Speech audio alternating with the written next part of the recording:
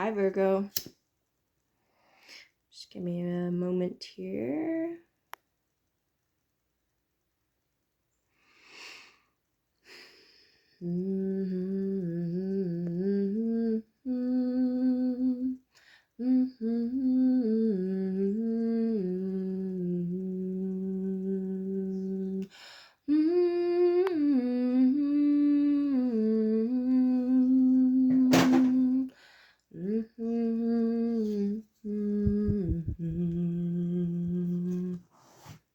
Of course.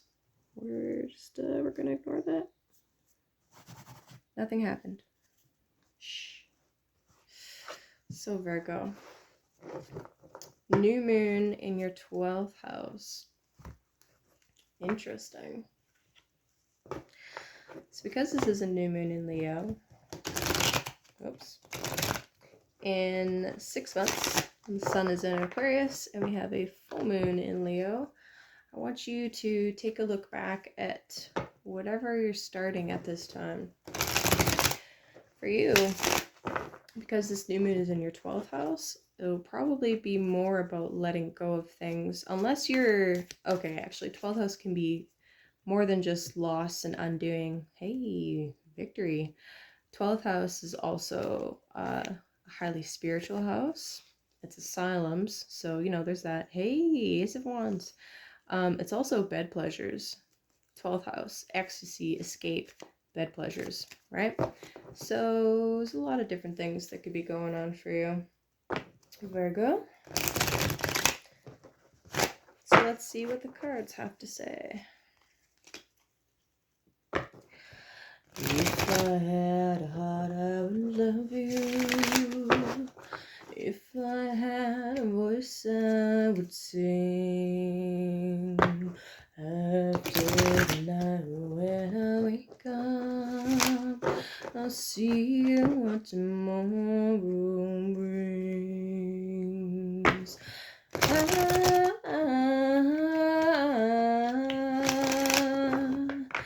If I had a voice, I would sing.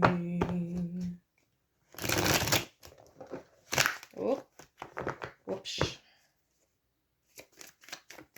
Sorry, cards. This is the High Priest, or the Secret of the High Priestess spread.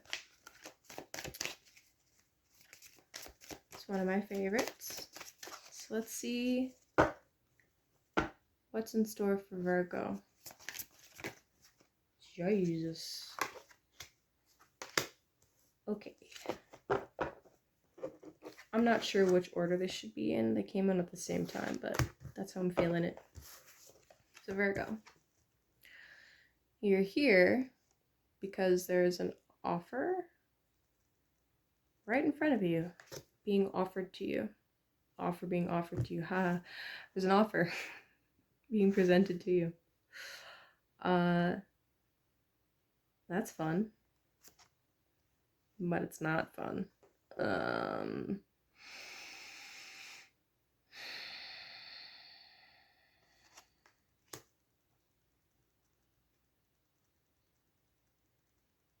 Well, 12th house is the house of our undoing and losses. So you're going through a loss right now. Oh, 10 of Wands. Ouch. This card here is the main influence. 10 of Wands, Lord of Oppression, Savagery. Ouch. So this is actually the last decan of Sagittarius. And, well, 2 10s. You're definitely experiencing some pretty intense endings right now. Feeling incredibly overburdened. Overburdened, mentally overrun, exhausted.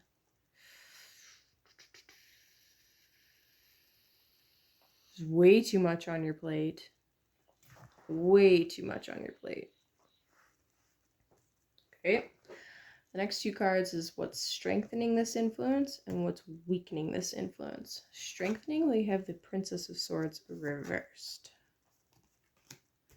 So straight up, I'm going to read this as there's somebody, it could even be your own mind, actually.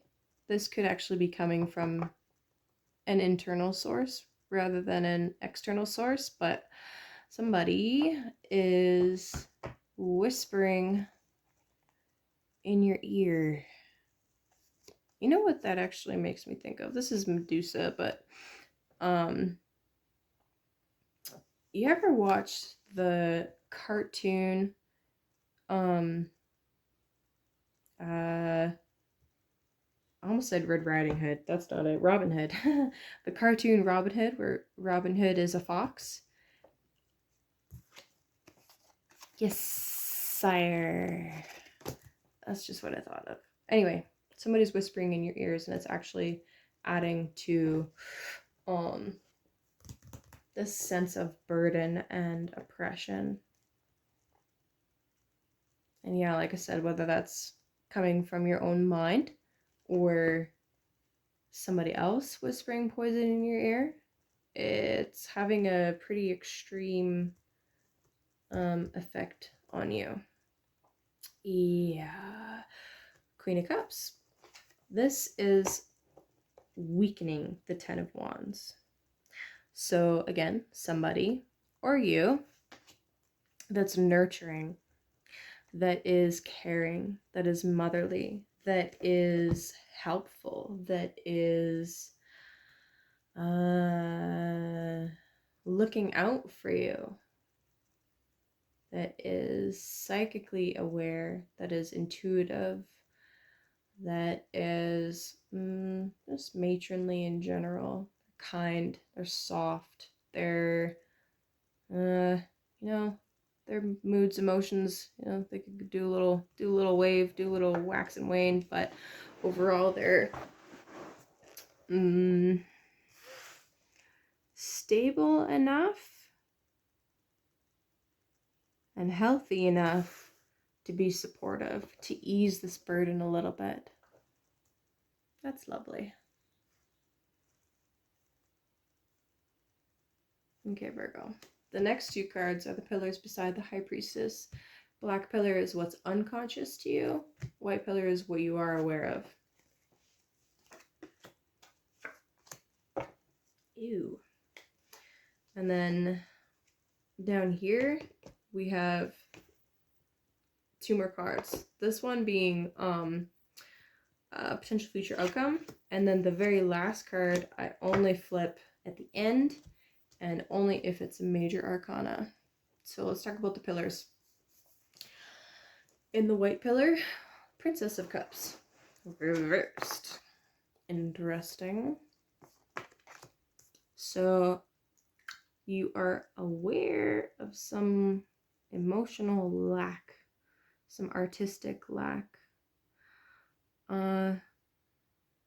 You are aware that this heavy loss, this could actually be a loss. 3 princesses, damn.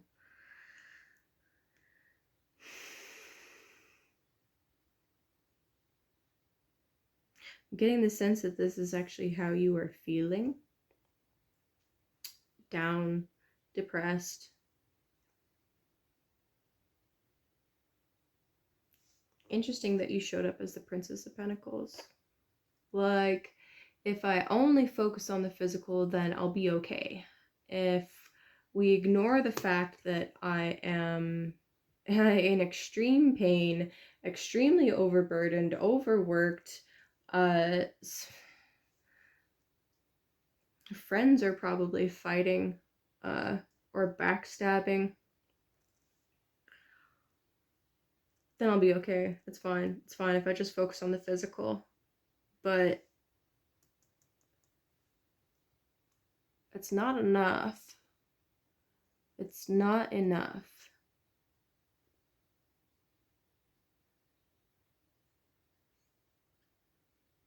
There may be somebody helping you out.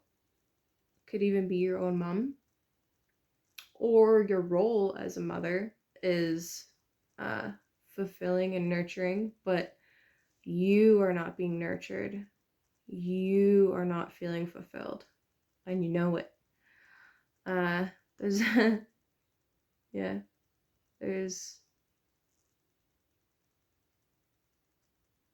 feeling it. You're feeling it in your back, and your knees. Anyway, Seven of Pentacles in the Black pillar. This is what you're unaware of.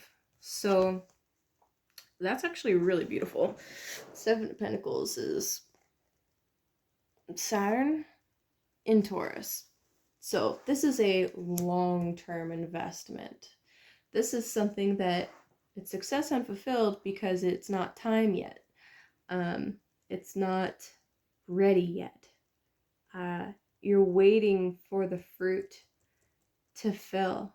You're waiting for it to turn red.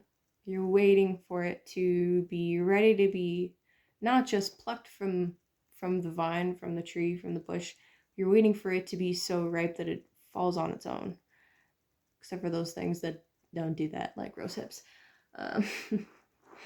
But it's too soon. And it's over here because you're not aware of this, right? So you're working your absolute ass off. And it's not time yet. You need to wait just a little bit longer. And maybe take care of whoever the fuck this is. Because that toxic bullshit, you don't need to wait for that. You don't need to wait to take care of that. You can just take care of it. You don't need to put up with that, okay? But anyway. Potential future outcome, Ace of Pentacles reversed. Okay, so how I'm seeing this, Virgo. Because you're focused on the physical right now, which is great, you do need to take care of the physical, 100%. I will never argue with you about that, especially Virgo. You're focused on reality. Thank you. We need people like you. We need you to stay grounded, all right?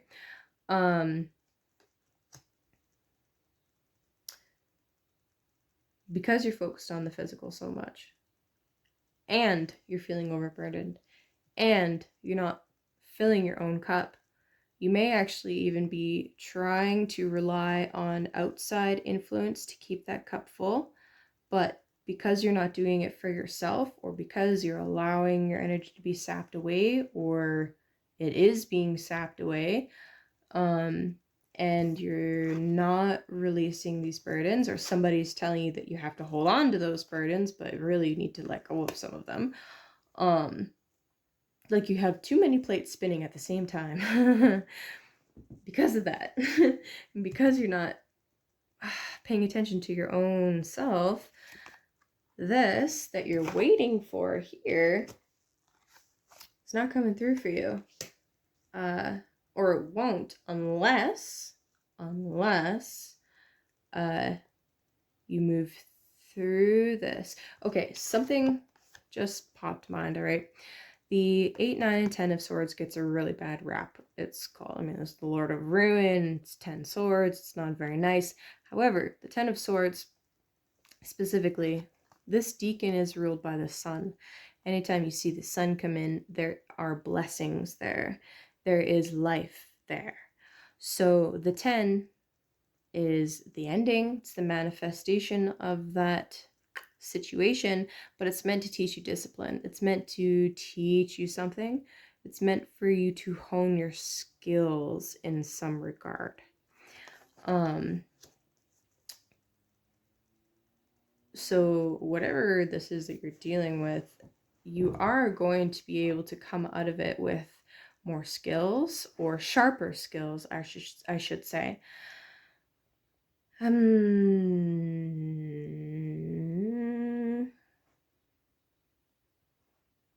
And I felt like that was important to say, but I kind of lost my train of thought there. You're honing skills that you're going to need to use later. There's somebody that you need to get rid of because they're causing you to feel incredibly drained, maybe even sad.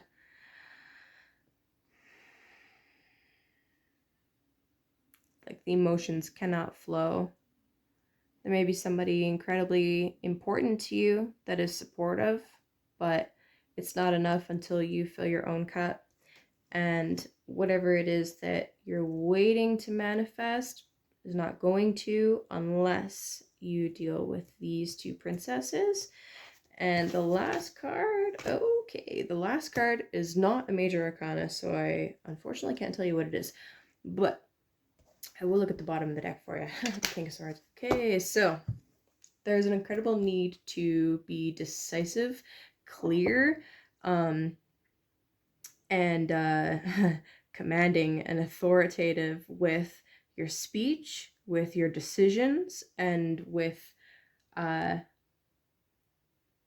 you deal with the people, or, like I said, your own internal thought patterns, beliefs, yeah, beliefs that are causing you to either sabotage yourself, or if it's somebody outside of you, it's important to understand maybe why you're not using strong boundaries with these people. And actually, that could be the skill that you're honing, is your boundary setting and enforcing. Yeah. Saturn could be teaching a very valuable lesson in boundaries right now. Wow, Virgo.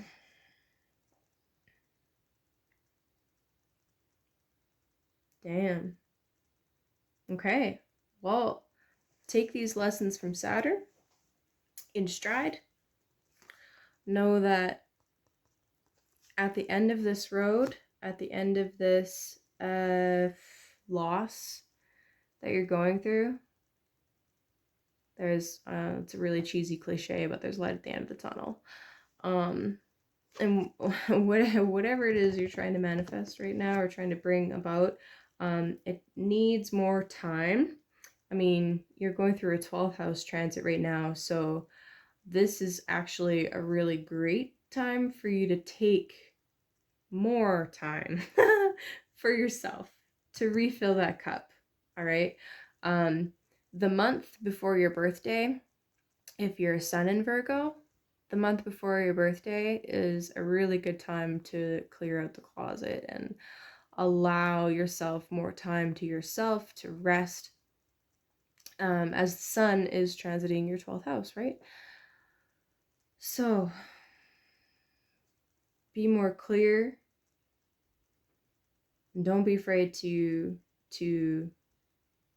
use and enforce clear boundaries with people so that you can protect your mental, physical, and spiritual energy. Okay, Virgo, have a good new moon. Peace out.